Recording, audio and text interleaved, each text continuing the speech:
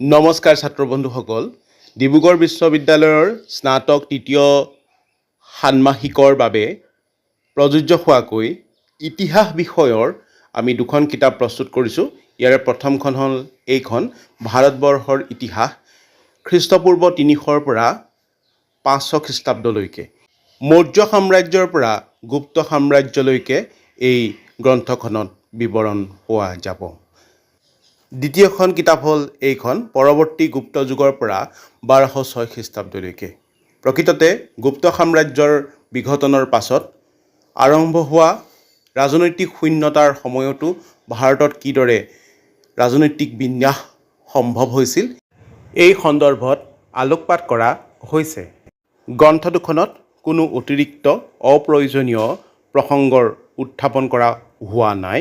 ছাত্ৰ ছাত্ৰীসকলে ইয়াৰ দ্বাৰা উপকৃত হ'ব।